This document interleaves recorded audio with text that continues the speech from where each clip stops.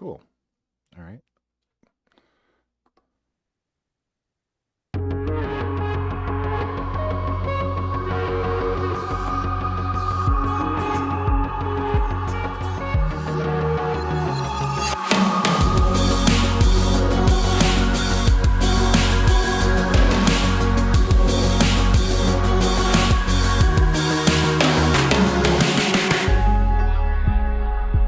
If I stay still, the thoughts of you are sinking. Ooh, I hear it. But I'm still overthinking. You know you don't really call me like you used to. Wow. But I know you try. Ooh, yeah, it sounds pretty cool. I'm getting like snatches of this also. But I won't stay the same. It's just what I'm used to. Some things don't ever change. I know it's me and you, but I don't stay the same. I'm just adjusting to. Some things don't change, but I'm designed to be held on to. I'll get for our next show. I'll see if I can get my brother-in-law to compose something.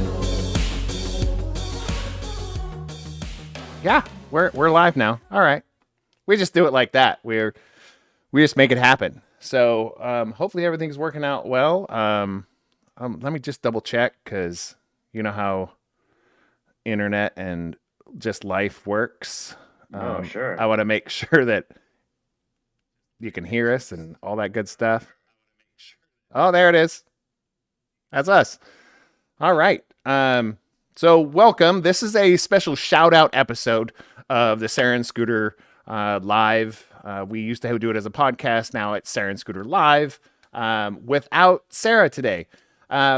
Realistically, she's working, and it's also on a Tuesday. So normally we're doing, this gentleman and I are doing some stuff on a different channel, Time to Tabletop. But tonight we're really just going to bring in and do something specific just for this dude. No, we're going to find out whether we call him Michael Panush or we call him Phillip Pan. Oh, did I let too much out of there? But welcome, sir. I just welcome to the party, because this is Shout out! Woo! This is our shout out episode. So, and we're going to shout out this guy. So, do you have any random ideas for tonight, or just super excited and happy to be here? Is that what it is? Yeah, definitely that later one. So we are doing this via the internet. So if the audio cuts out, we apologize. But the video should be good and go to there. So I want to get right into it, because normally on our Sarah and Scooter podcast, when we have stuff going on, we do something that's a little different. Bonus round.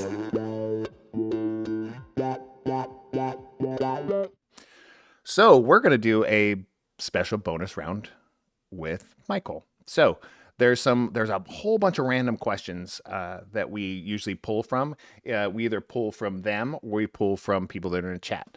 Since we're doing it on a Tuesday and a lot of people are usually used to watching us on a Friday, we're going to go ahead and I just randomly pulled these out of a big pool of questions and just plucked some. So we're going to attack these, okay? And the first one is good. I mean, because we want to get to know Michael or Phillip or more about what he's doing, what this person is doing. So first question I have for you, sir, is what is something that strangers often incorrectly assume about you? Oh, boy. Right? You have time to think, but yeah. I know they usually think I'm like this hippie liberal, kind of happy-go-lucky guy. That's normally what people incorrectly assume about me, which unrealistically, I have high blood pressure. I'm stressed out a lot. I run a business. I'm a pretty strict dad. But yeah, that's mine normally. What about you? Right. let's see. I mean, I would say like being good at math, Because being you're good a at the teacher? hard sciences, STEM, that kind of thing. Just because you're a teacher, they assume you're good at math? Oh, 100%, yes. But I'm an elementary school teacher. I only teach if it's like got I can do long division. That's about the limit of it. I I get that. I can see that. I mean, it is a normal, and you teach at a private school here in Sacramento. Um, Mhm. and what subjects do you teach all subjects basically at the elementary level, correct? Yeah, yeah. I'm a it's a third and fourth grade mixed class. So Very cool. I do yep, I do all of them except for the specialty classes, your music, PE, Spanish. I don't do those, Oh, but everything else, your science, your English, so yeah, history, I do it all. because I think realistically, as kids, when we were growing up, those are kind of the people I feel like I forget my middle school teachers, but I always remember like an elementary school teacher and then a high school teacher, right? There's something Oh, about, interesting. yeah, there's a gap there.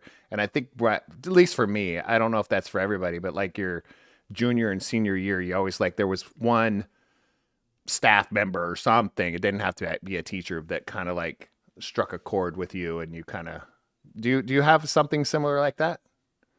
Absolutely. Yeah, I think before fourth grade, I don't recall any Yeah, teachers. that's hard. I mean, I have a rough time, but there's one. I think it was Mr. Arthen. But I just remember the face and always like being excited to go see this person. I think. What about later in those? Was there somebody like high school wise that you wanted to Oh yeah, chat with yeah. more often? Because I had a couple. Yeah, definitely. I mean, I was the in high school especially, I was always I mean that's when I like started writing. Oh, okay. Because Um oh, very cool. this is example of uh Michael Panush bad student.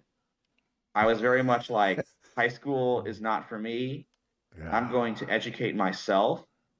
I'm gonna be in charge of my own education, so I'm not gonna do the assignments that my teachers want me to do. I'm just gonna like, write my own stories and become good at writing. Wow. And it didn't work out. It was a bad decision, but I didn't I know was a that about you. teenager. I didn't know that about you, dude. I mean, maybe that's something that strangers often, well, I'm not a stranger, but often incorrectly assume is like, you seem like you'd be such a good student and get all your stuff Right. done, right? And I was like, dang, I didn't know that. I really didn't know that. Um, No, it's true. Like most teachers are good students, or most teachers like they like school, which is, yeah, why they're that's why teachers they or a do it. reason why. Or Um, they want to buck the system, that's get into true. That's teaching because they're true. like, well, I'm gonna make a change. Uh, I do know some that do that. That's when I almost went back into teaching, like right before I started Time to Tabletop. Reason being is I want to be a math teacher, opposite of you Oh, there. I interesting. was very good at math, was in IT, but I was gonna go in there and like, okay, the education system's kind of messed, I felt. So I was like, I'm gonna go in there and help. And I was like, man, as a teacher, it's really hard to actually help a lot of people. Your head's just spinning the whole time. So I was like, I need to find something different. And that's when I sparked here. But so you're saying that's when you started writing. So Hmm. how did you get into, like, that's actually a question on here. I'll skip forward to that. How did you get into writing and publishing your books though? From, let's say, from that, like, not a long, but like a synopsis of that's when you started writing, and how'd you get from there to like publishing your first book? Oh, sure, sure. So started writing in high school. I think I was like, even then I would post stories to like, I think it was some website called Fiction Press, Really? connected to fanfiction.com, though I never really did fan fiction. Um, nothing against it, just didn't I guess see the appeal. Um, So I would post stuff there, and then when I was in college, I think when I was like a junior, I got an email just out of the blue from like this independent publisher, Curiosity Quills, and they like had seen my writing online. I think they were just looking for, new authors they could publish, build up their library, and they wanted to turn some of my work into books. Oh, and this is like before like LinkedIn, and I think they had Monster back then or something like that. But I don't know if it's that. This was like maybe 2000, 2010, 2011. oh, so really, I Or a mean, little past that. Maybe more like 2012, but 2014. your stuff like gained an audience by itself. Well, enough for this company to find. Holy And then cow! yeah, I mean it got like, I did self-publish one novel as a senior project as Oh, well. that's cool. Was Yeah. that something that you were? I mean, did they have like, hey, do a senior project, and you had to tell them what you wanted to do, and then you just did it, kind of thing, or was that a choice? It was definitely, I mean, you had to do a senior project, and I Right. was like, I'm gonna do this book, I'm gonna self-publish it. And again, also nearly failed that because there's like you got to have a calendar to keep track, and I'm like, no, not doing that. I'm a writer, damn it. Um, yeah, I'm like, look, I'm always writing, so why should I follow your little calendar? Oh my gosh, that's And like, hilarious. come on, I should have done something, but like, I did pass it. I guess they took pity on me, or they were impressed by the book or something. So glad that worked out. That's super. Um, That's super cool. I didn't know that. I thought you kind of you went searching for somebody, and that's really cool that your stuff was just out there, just putting yourself out there. Because I think that's one of your, not your, but like us as a community, as a society, the hardest part about doing anything that's on the creative level is putting yourself out there. That's so hard to do because it's, especially in the modern age, it's so trolly. And oh, definitely. yeah, and yet they want to attack your stuff instead of just appreciate what it for what it is. And most of the people that are attacking it have never published a book in their life. And that gets so frustrating to me. That's just my take on a lot of things. It's like when a song comes out, or a movie comes out, or a great book comes out, or a great poem, or a great even fan fiction, it comes out and somebody put like their time into it, and it gets picked apart by people that are just fans. And I'm like, well, Mhm. I'm a big advocate of, if you don't like the products that are out there, go make it, go create it, become your own remedy, kind of thing. So I think that's super cool that you did it yourself, and then somebody found and go, wow, they were positive, instead of going, hey, we don't want your crap.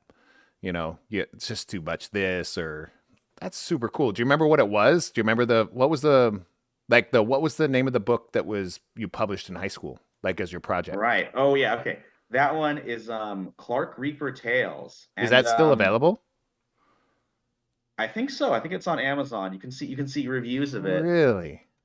I mean, maybe it's. I would say it's probably an enjoyable read. It's definitely. I'm sure it reads like the work of an 18-year-old. But I mean, uh, not to sound cliche, but out of the mouths of babes, right? It was like the new stuff is, old people like me, because I'm not super old, but I'll be 50 this year. And sometimes when you get into your like late 30s, 40s, and 50s, you become kind of gatekeepy. In the sense of like, well, back in my day, well, it's like back in your day, everything was completely different. It just Mm. was completely different. And if we don't listen to the fresh upcoming, artists that are coming out, music, writers, then rock and roll's dead, right? I mean, it's that kind of writing and that aggressive kind of thing. So it might be more of a timepiece. I'll have to check that out. Yeah. I Like, mean, I'm sure people can be like, "Oh, I like his early stuff." I mean, that's right, that's people. You can say that about a lot of people, but right. I don't know if you can say that about me. But also, I'm also. I think all authors are like this. I'm definitely like my own harshest critic. I look back at stuff Oh, I'm I've done sure. and I see like I can recognize some of the worth. I can be objective, but also, the flaws stand out a lot. Oh, I'm sure you nitpick the crap out of it. Yeah. Well, I mean, but you grew, and it was a different audience at that time. So, okay, another random question for you to keep us kind of going random. Now, this is a kind of off the wall, and I have a list of like hundreds of random questions, and I just randomly picked like 4 or 5. And this one is, what is a fictional food you would most like to try? Oh boy. All right. You know what instantly came to mind? No. Okay. That's why Have you I ever asked. seen The Land Before Time? Yes. All Yeah. 18 of them, I think I've seen. Oh boy. I saw the first one. Saw it Yeah. at a very formative age. I remember that. I remember that one. Yeah. The classic Don Bluth dinosaur movie. Before it became musicals. Um, The latter ones, the other ones are musicals? the later I think it was like third or fourth No, one. I think you're They put some music into it and that became a hit. So they're right. they started making more musical versions of Land Before Time, which frustrated me Right. because I love the original one. But again, I Mhm. was like, I love the early work. But I really appreciate that because that was a pivotal time. I think I was a young adult, I think at the time. And, well, I wasn't think I was a young adult yet. I was just a kid, but Yeah. yeah, but still it was one of those things of, I do remember even my mom really appreciated that movie and stuff like that. So there was a food in there. I don't remember the food. It was the tree star, I think it's called. What was that?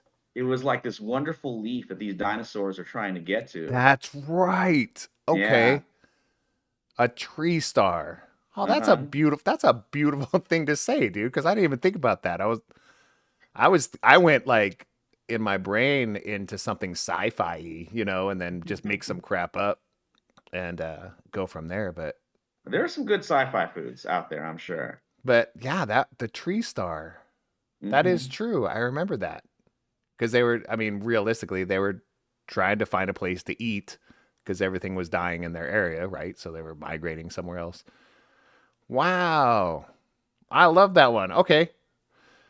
Yeah, I can't think of one. Mine would have been, would you most like to try?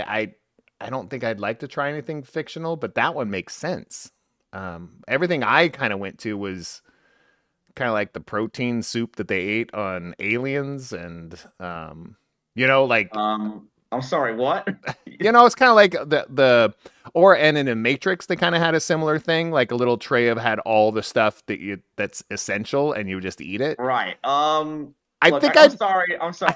The whole point of those scenes is that they're showing you like a disgusting future food that's like bad. Like in the Matrix, they're like, "Oh, it's so horrible we have to eat these instead of the good, fake right. food in Matrix." Like it's juxtaposed with that guy eating like a steak and being like, "I know it's, I That is know the it's comparison. not real, but it's so But good." I'd rather it not be real and eat steak So than yeah, it be real and taste like booty. but you'd rather actually eat the I think I would bad, want to. like bad future food. I said try. I Oh, didn't say try. Okay. like not for the rest of my life, but I was like, what really would that taste like? Would it Yeah. taste like creamed corn? Because it looked like creamed corn in the movies. So Mhm. I don't know. I think I would like, not because I don't think I'd like it. I like your your answer way better because I feel like as a dinosaur or that tree star is probably freaking delicious, right? It was a fresh, to them. Right. Well, those animators, like, I don't know how they did it. They made it look good. Made a leaf They look made a leaf look really good. delicious. Mhm. All right. So Wanna eat that delicious leaf. let's go to a real question here. Like, how many books at this point? Because I know I have talked to you before on different platforms a few years back about another book of yours, but at this point, how many books, including your first one you did in your senior year, how many books have you published? Right. I would say about maybe 14 to 15. Yeah, because I think last time I talked to you was like 11 or 12 a few years back when we did this on another podcast. But holy cow! And do you self-publish all of them? No, I've only Okay. self-published the very first one I did. Okay. And then The senior, so how do senior you go drama in about high that? school. Well, I mean, how do you get it published? Now, Right. like now, the first one I understand, but and then early on, but how do you get it published now in Right. 2023? Well, I mean, all the publishers, like it kind of, I think with Curiosity Pills was kind of like getting my foot in the door. Mm-hmm. Um, my current publisher, the publisher of my latest book, Airship 27, um, they heard about me. They read one of the books, Dinosaur Jazz, that I published through Curiosity Quills. And Ron Fortier, the publisher, like the owner of it, I mean, I gotta send huge thanks to him. He's the one who really like has been giving me a career. He's been like Oh wow. having me work for or doing having some of my stories in their anthologies and like passing this opportunity for me, other opportunities. I'm working on other books for them as well. Oh, cool. So yeah, so very happy with Airship 27. They do good work. It's like it's new pulp is kind of the genre. So that's definitely what this is, and that sums up my stories as well. Yeah, I'll have to. I mean, you'll have to if you could, the people that you talk about in some of your books here, if you could send me, I mean, after this, send me the links and I'll put them in the description on the podcast and also on this YouTube video, so that people can kind of see. Oh, of course, I'll be having your website here, michaelpanush.com, which is on the screen here.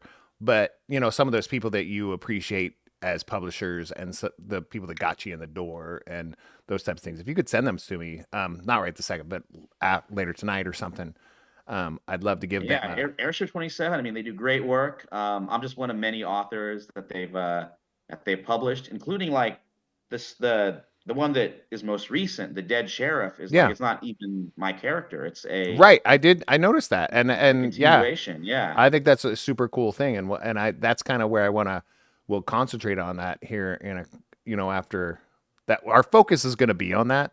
I just we want to kind of get to know you, like Right. when it comes to there's this piece of paper has a name on it, you read it, you enjoy it. There's somebody behind these pieces of work. So that's really cool, man. Like it's got to be like 14, 15. I'll have to look that up. How many books do you have in here? Another random question. Here we go. All right, hit me. I'm just going here. What personal quality do you most want to improve? Personal quality I most want to improve. Oh, this is like you want to say, oh well, I work too hard. I work This too is like much. that interview Burr, burr, question. burr, burr. I work too much. I'm too good at working. Yeah. Nah, it's not an interview. You're not getting a job here. This is about you personally. Like screw your career, in a sense. Like what about you? Like you as a person, not you as an employee or work related. Right. It's up to you. Let's see. I mean, I think I can be shy. I Yeah. would say that's something that that I sort of struggled with. But like writing the RPGs, of course, we've been doing. Yeah. That's been a big help. That sort of forces me to put myself out there. So I appreciate that. And then it's also this thing that like I know it's a weakness of mine, so I have to take special care to make sure that it's not a weakness, is like organization. Yeah. I mean, I think that's most of our challenging, especially if you're, how do I say, if you're doing something for yourself, like you write books and you Mhm. publish books, you get them published, those kind of things. If you're doing them on your own, it's easy to not have a deadline and a schedule that you have to stick to, right? Now, if you have an employed job that you're just like, you have to be here at 8 and you're done at 5, well, that's pretty easy to kind of show up and do those types of things. But when you're doing your own passion stuff, when you're doing own things like organization, I talk about this a lot with a lot of other people that are run their own companies and do their own passion projects, writing music, writing books, because multiple relatives of mine, multiple siblings of mine are published authors also. So that's, one of the hardest things is like hitting a deadline, even if it's a Yeah. deadline that you did yourself. You know, it's like, hey, by October, I want to finish this. And you're like, it's August, September. Let's take a vacation. And you go, oh crap, it's October. Mm. But we talk about that a lot. Scheduling is probably once you become, I don't want to say adult, but when you start having adult responsibilities, listen, that you don't have to Yeah. have, when you start having adult responsibilities, scheduling is like the hardest thing in the world at that point for the rest of your life. It feels like I don't know when it's going to Mm. get better. Do you? I mean, do you see a light at the end of the tunnel that's not a train? No. I mean, basically, it's like when something comes up, it's going to the calendar on my phone. That's helped a lot, Yes. and that's the way that keeps me that like maintains the schedule. So thank heavens for phone calendars. Seriously, I think it was, God, what was the other day? I set up this meeting with all of my siblings and stuff like over Zoom and stuff, totally spaced, right? And I'm working. Also, my phone goes off. It's like, 10 minutes. You have a meeting at, I was like, oh my God. So I was like, if I didn't have that on my phone, that would send an alert, even for this tonight, at whatever 30 minutes before Yeah, you I gotta got have it. this little alert, and I was like, oh yeah, okay, I got to set that up. Let me go get that. Uh, so yeah, that's a personal quality I think everybody needs to improve, right? Because we're always behind. Okay, so here's another random for you. Wise. Here's another Oh, red. sorry. I would say Go ahead. writing wise, I'm pretty good at though. I'm good at Yeah? having. I give myself a goal. I'm gonna do like 3 pages every day, Hmm. and I'm pretty good at sticking to that. Wow, dude, were you always like that? More or less. I think when I was younger, I would like maybe try and do more. I would like kind of try and overextend myself. Wow. But I'm sort of like realize, you're gonna do three. After three, it's probably like you run out of steam. It's not as good. It feels You're like you're just kind forcing of it. racing. Yeah, it's Yeah. not. Your writing is not worth being written. So stick with three, and then make those 3 pages really good. I know that in some of the things that I've done over the years is what's I have a tendency to have some of my best ideas like late at night or early in the morning, Yeah, yeah, or when I'm asleep even. I'll wake up and go, "Oh my God, that was amazing." And since I don't have like my little notebook next to my bed, I go, "Oh, I'll remember that tomorrow." And then you Oh go, "You no. don't remember it. You have all intents and purposes. For all intents and purposes, you're going to remember it tomorrow." And then you get up and go, "What was that again?" Oh my gosh! So how many times my wife has said, "Where's your notebook?" Because I'm like, "Oh, it's in the car or something." She goes, "No, you have to put it there," because she goes, "You lose so much stuff without writing it down or jotting it in your phone or something to that effect." So I appreciate that. And also knowing you saying 3 pages and then like stop pushing it. It's like instead of trying to make it perfect tonight, let's make it a good, great idea now, and then Yeah. fine tune it. That's brilliant. I'm gonna use some of this from you. I'm Oh, stealing. thank I'm you. stealing some of your techniques, my dude. Oh, please do. Because there's so many projects that that we're all involved in, and we want to make them all good. But sometimes you force them, and they don't become as good as you want them to be. All right. So here's another random. Okay. What time we got? Oh, we're good. We're good. If you suddenly had the power of invisibility, what would you use it for? Oh boy, invisibility. I think that I don't want that. I would never want that as a superpower. Yeah, I mean, But just it's not like it was a random question out of this thing, and I was like, all right, random let's ask it question. because we got to answer it. Let's see. I mean, there's that like, like, would you rather have flight or invisibility? It's supposed to like say something about your personality. It's one of Mhm. those like famous questions. Yeah, but this is only invisibility. Only That's it. invisibility. Yep. You I don't suddenly know, all of a sudden man. have it, and you can Um, do it. all right, here's the deal. Do my clothes become invisible too, or am I running around nude and invisible? It's up to you. It's up to you how you want this All power to right. work. Okay. Maybe I would just like do everything I do normally, but like have either like bandages or a cloth all around my head and sunglasses, like the Invisible Man, because that is like that's an amazing look. I mean, it's terrifying. That's a terrifying look. Yeah, it's true. You're right. Yeah, I was like, I mean, especially if it's like the Invisible Man, it's an because like, amazing look to you, and you're like, wow, I look cool, but that's terrifying. If somebody, I mean, somebody came down walking, all you see is bandages and glasses. You're like, I sunglasses. right. I would probably go on the other side of the road. I'd be like, I Mhm. don't know where this person's at in life, because you don't know they're invisible. You know, like, Mhm. um, no, invisibility is like the lamest for me. I feel like teleportation's amazing.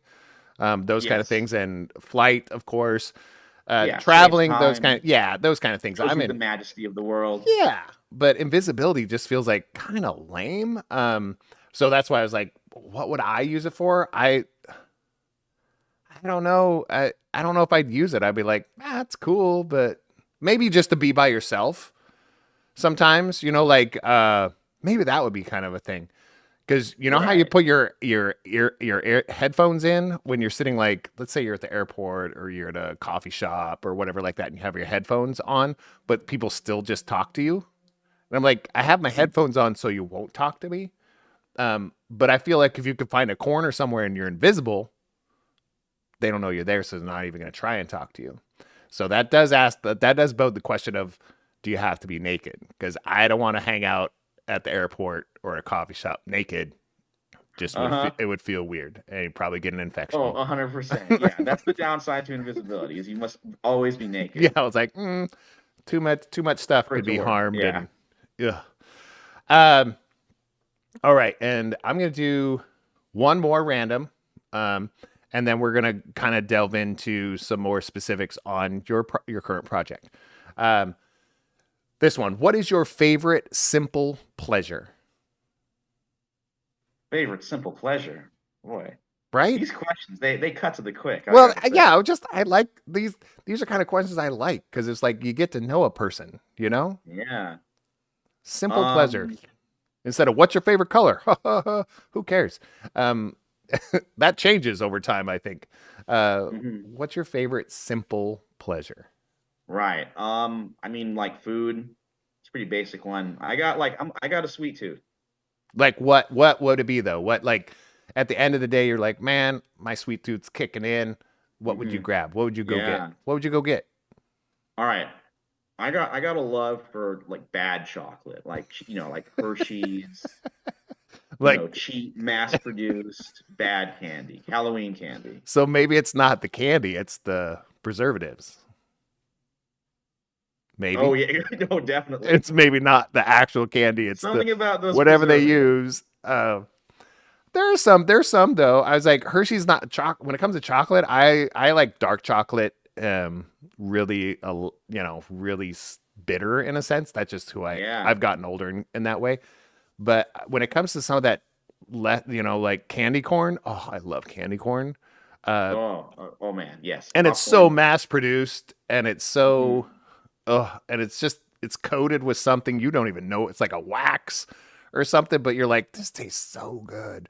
Yeah, Um, makes your fingers feel all weird, sticky yeah. afterwards. So I appreciate that, and I don't. It's probably why it's banned in other countries, which is fine.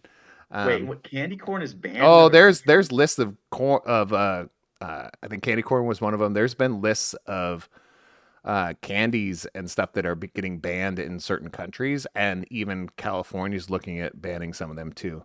Um, this is something I was like, oh, I don't want to know about it. I kind of turn a blind eye to it and go, I don't want to know about this. This seems sad. Um, yeah, but I think candy corn was one of them. I know I'll have to verify, but I think that was one of them. Um, I mean, I can see why. well, Like yeah, I mean, we know some countries, like, yeah, why. we don't want that in here. We know why. I mean, we definitely have health issues as a society for a reason. Oh, for sure. Wally, here we come. Um, Hmm. but yeah, I just feel like it's a choice. Let people. Sometimes you have to go, like, let people be people. sometimes yeah. too, you know. But yeah, simple pleasure. That candy, I hear you, man. I think mine's kind of similar too. It's like the little things like what's the other one? Good and Plenty's. I have a weakness for licorice. Oh, huh. Oh, so the Good and Plenty's candies, there's like candy coated licorice bites. I'm like, oh, that's just you give me a box of those and I'll finish the whole box in one sitting. That's why I don't get them. But yeah, that's my simple little. I love those things. Um, Candy's got to be, but music's got to be one of my simple pleasures. Like there'll be sometimes like, man, I'm feeling frustrated in life and grumpy right now. It's like, oh yeah, there's no music playing. I was like, I think that might be one of my any music, like really. So Right. anything else is a simple pleasure. Candy's your kind of your go-to. Sure. I mean, music, like I can write without music. Mhm. It's possible, but to be most effective, I Yeah, gotta but have it. yeah, you're like I can write without music, but why? Yeah. It's like why would I ever do that? So I agree with that.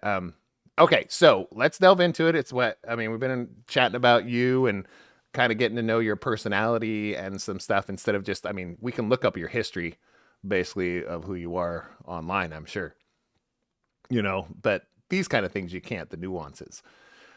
Sure. So let's go into the. I'm not going to say what's the latest project because we already kind of know what it is. The Dead Sheriff, a cold and lonesome grave. Um, but my question is, why the latest project? Ooh. Um, Wait, it's just like people are always asking, what are you writing? People are never asking how are Or you writing? why? Why this project? Why the fifth book of the Dead Sheriff? Why? Yeah, that is a really good question. Okay, um, Ron Fortier is the publisher. I've done a few books with them, stories for a lot of their anthologies. Always had a lot of fun with their writing. Very impressed with their finished products. And he emailed me about this, and he said, "There's this character, the Dead Sheriff, created by Mark Justice, great pulp writer. He wrote the first one. He had, I think, some plans for the other ones, but something like he had the basic setup, and he wrote the first book in the series, and then he passed away. So to sort of like honor his legacy, other writers have kind of taken up the mantle of the Dead Sheriff and done like three other Dead Sheriff stories. So there's five books now, including my own, each one with a different author. And That's they're all telling cool. stories with like sort of the same with the same main characters, but they're all putting like the dead sheriff and his supporting cast into different situations. And I think That's Ron knew, like, cool. he's like, this is a weird Western, and that's Michael's like favorite genre. So he knew it would be a good match. Yeah, because you've done some Western stuff before, and I know I didn't know that. I didn't know. I mean, I didn't. I don't research not on purpose. Just I'm lazy, I think. But it's also I want to hear. Instead of having leading questions. I didn't know that. What was the? Wasn't there? Remember when Ledger passed away? What was it? Panassus? What was that movie? Imaginarium of Dr. Parnassus. Yeah. Do you remember that movie? I never saw it. It's man, I'm blanking on he's the guy who did like Brazil, Yeah, but he was the director. Gillen, what? Gillen, something like that, right? Yeah, Terry Gilliam. Okay, Yes, it's a Gilliam. Terry Gilliam movie, I think. But it was there was a because Heath Ledger passed away while filming this, and that movie was kind of a curse. Like they've been trying to do this movie forever, and all this crap was always happening. But then like three actors stepped in to play variations of that same character in different Yeah. realms, kind of thing. And I was like, oh, this. So it sparked something when you said that. I was just like, oh, that's freaking cool. Especially somebody had this drive and this passion to put something into print and then passed away, and then to see people step up and do that. I did not know that. I when you said, hey, I got this new book published, you hit me up and I clicked on it and go, well, that's number 5 in the series. I was like, do I need to read? And he's like, you go, no. I was like, everything's kind of an individual. I was like, okay, cool. So I ordered that up. I still haven't read it. I have it, but I haven't read it because I'm not an avid reader, which I think everybody that knows Totally these okay. channels know this about me. I'm a technical writer, more of that kind of guy. But wow, I did not know that. So that's something to support. It's more of a passion than it is a what they call a cash cow. These are Absolutely. And you I mean, know. I think myself and the other writers, like, we loved the concept, we loved the world, we loved sort of like, combining the Westerns, like these Western archetypes, with this kind of weird, violent, supernatural, these weird, violent, supernatural elements. And they all are like pretty standalone. But I will say, like, all the other ones, highly recommended. Yeah. Well, I think that's kind of what we do here is where you're trying to spark this and go, hey, you got to read the other ones too because they're just as cool. Support authors or creators supporting creators.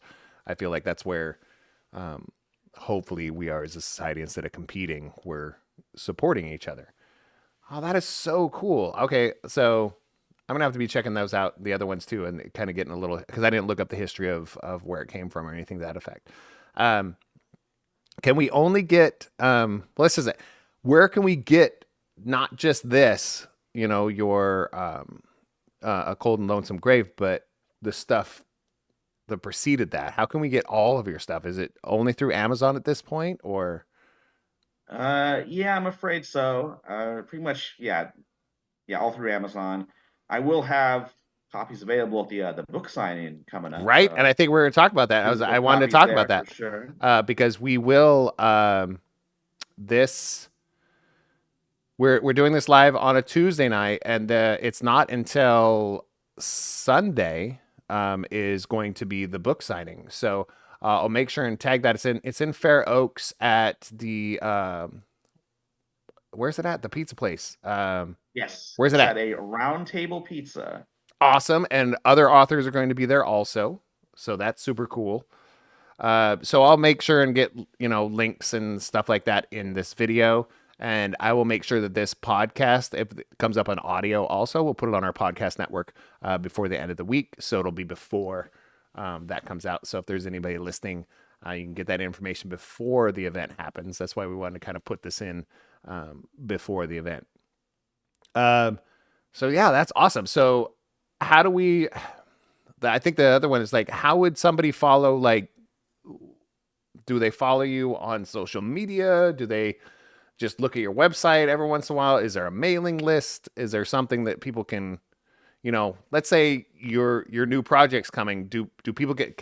Is there a way that we can get notified? Right, right. Twitter is probably the best way to do that. Okay. Pretty good at posting those updates on Twitter. Oh, cool. Okay. And I Yeah, have your at Twitter, so I Michael can. _Panush. Yeah, so I can put your Twitter in the links and everything also. And websites. Also, the other website's the good one. Okay, good. Cause yeah, and that's here on the screen there, the michaelpanush.com. Yes, michaelpanush.com for all your Michael Panush needs. So that's this Sunday. So I do have a question though. Why Phillip Pan? That we got to attack this because when you you pick up this book, right, and you have to read at the beginning, or I think it's at the beginning of the end, to tell that Phillip Pan is actually Michael Panush. Why is that? I mean, my nom de plume. Yeah, I want to know what's about this. What's this going on? What's going on? Right. Well, Phillip is actually my middle name, and then Panush shortens to Pan pretty easily. So that's where it comes from. But why? Well, as you mentioned, I work in an educational capacity. And this book is, like the other Dead Sheriff books, is not for kids. Yeah. This is definitely, adults only, rated R, children not admitted kind of a story. And I would say that's not true for most of my other books. Like, maybe they're not Okay. necessarily written for kids, but a kid could read them. There's nothing too Right. objectionable in them, I would say. This one, kids should not read. It is, I mean, I think from the start of the series, Mark Justice was going for like the feel of a grindhouse kind of Western, Got it. where Okay. there's lots of explicit violence and Yes. kind of like, it's the sort of over the top, grotesque violence that you would see in like a Tarantino movie or, Right. a grindhouse flick Grindhouse. Yeah. from back in the day. And Yeah. if you don't know what Grindhouse is, you're probably not a fan, so don't look it up. It, but if you do know what it is, you'll definitely know where this is headed and the genre. Right. I mean, I've heard like splatterpunk is also the name of the Splatterpunk. genre this would fit I into. have never heard that. Yeah, it's I mean, I gotta thank one of the members of my writing group, which was we're putting on the that signing, who kind of like turned me on to that genre label and shared me some other splatterpunk novels, which this is the the level of violence in those like is far above what's in even this book. Got it. But it's definitely stuff that is not fun for the whole family. So Right. that's Well, it why. depends. I mean, every family is different. Sure. So there are families that are really into that horror genre, splatter, grindhouse stuff. Hey, so if that's what you're into, then that and as a family, but if you're into it as a person, definitely check this out. No, that makes sense. So is that kind of you going forward? Like anything Philip Pan, we just know that hey, that's not geared towards every audience, or it's a more niche audience. With Philip Pan, it's a little bit more aggressive and a little bit more R-rated, that kind of thing. And then anything with Michael Panush is pretty much open to more people. Is that where you're headed? Yeah, I would say so. Okay. Have you done Yeah, anything? Philip Pan can be my like, the adults only, the Yeah, mature. right. The After Dark hashtag After Dark Yes, yeah. Philip series. Pan is Michael Panish after dark. And is this the only book that you published with Philip Pan? That's correct. Using Philip Yeah. Pan? Okay, so that I mean, so this is kind of you going forward doing it that way. That I mean, I think that's creative as all get out to do that. Because somebody could be like, oh, I love the Philip Pan series. It's not. Yeah, so I understand that totally because the industries that we kind of both work in, I work with schools and I work with kids and those kind of things, but sometimes we have a little bit more adult content in a sense, on some of the Sure. things that Yeah. we do, because we're adults. And as you become or have adult responsibilities, you become that age, you can understand the difference between real life and fantasy, Hmm. and made up stuff. So you can enjoy it. Because even my daughter, over the last few years, she's 17 now. She's really gotten into more of the scarier movies, like a little bit Mm. more actual scary, a little bit more maybe grindhouse ish. Not quite that level yet, but she's intrigued by it. But then I have all my other children, not at all. They're like, nope, I'm good. I don't need any of that. So I think that it's cool that you're separating those two. So yeah, I mean, anything else you want to push out there about your book and this Sunday, there, Philip?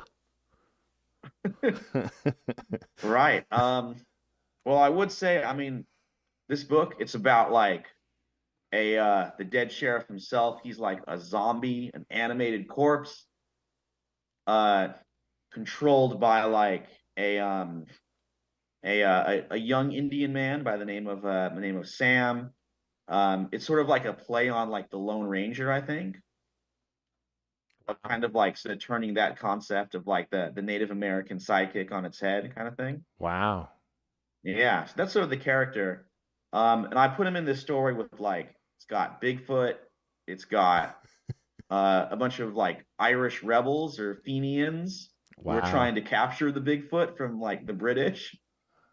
Dude. It's got all that, and it's got a Wendigo is in there too, like sort of a kind of frontier cannibal possessed or who's like enthralled to a Wendigo spirit. So all that stuff and more within the covers of The Dead Sheriff, A Cold and Lonesome Grave. Dude, that's sweet.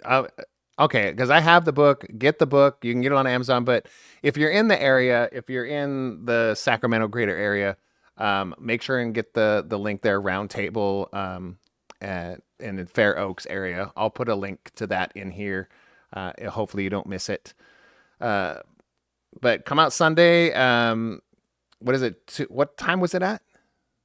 I think we're going from 4 to 6. 4 to 6. Okay, so come out for a couple. Grab a slice of pizza and don't get it on the book, but have it signed. Don't. Yes, and I will say it's not just me. Like this is a sign Yeah. put on by my whole writers group. So there'll be a whole bunch of other books there. Super cool. I think we need to promote more stuff like that, especially in this area. Yeah, and I do got to say, like, I mean, I'd be remiss if I didn't do this. It's actually for this like anthology, this thing that we've all done together. Wow. Where I'm not sure who in the group had the idea, but it was like we had the concept of a magical bookstore where if you get a book, you can like go into it instead of having an adventure Oh, okay. inside the story. That's so cool. Yeah, so like within that concept, we all wrote our own stories about different characters going into like classical works of literature or other books and sort of having kind of metafictional adventures. Wow. We'll have to pick. So that was a cool thing. It's like, everybody contributed their own story. They're all pretty different under that theme. And that's what we'll like. That's kind of what the signing is all about. Wow. Okay. That's if you're in the area, I'm gonna definitely go out there and check you guys out and see what's going on, because it'll be my first one that I'm going to for this, so I'll definitely be there personally. Check out the socials. I will post all this stuff, michaelpanush.com. And on the end, the last thing I want to say is, because something was sparking when we were talking about all the stories that you're doing and all of the stuff that you're coming up with. I was like, all I could think of, is there ever going to be a movie called Being Michael Panush? Oh, like a John Malkovich? Yeah. I just felt like there's so much. I have to say, it was like this human being, Michael, I've known. I mean, we've known for each other for years. We do projects together, and all those types of things. And I've never met, and this is God's honest truth, and whatever, it's the truth, how I feel about this. I've never met somebody that has such a creative mind and has such a wide and long list of vocabulary and how it means and the creative spirit behind this human being, yet is like the kindest person about it also. You will never feel, because I feel like I'm like 100th, like just down here, and he has so much knowledge in this realm, but I never feel unappreciated. I never feel like he's better than me or I'm better than him. There's just it's always a good conversation with this gentleman. So you got to check him out. You got to get on there. And I'm not the only person that feels like this. Even my wife vicariously through me goes, man, he's just like the most creative, crazy dude and the nicest guy constantly. So for people to say that don't, hang out with you personally, I think it's something to be said about you as a human being. So, oh, that Scooter, I mean so much. I'm choking up a little. No, bit. Thank you. No, I'm dead serious. I appreciate all the things that you do and the work that you do in the community with the kids, with us, for sure. Like, it can never be repaid. So on that note, we're going to say peace out. Anything else you want to say to the guys? Like, thanks everybody out there, hanging out. Anything else you got? Are we good? Big thanks to anyone for watching. Feel free to check out the book. Come to the book signing. Please. All right. We're going to get out of here. Thanks, everyone. Oh, yeah. Pull up a chair and show up in real life. Oh, right. That's what we say here. That's what we say on this one. It's like, make sure to pull up a chair and show up in real life. Oh, I love it. Instead of you want to do a countdown? And let's do it. Okay. So before the book signing, for the book signing, make sure to pull up a chair and show up in real life. Nailed it. We're perfect. All right, bye.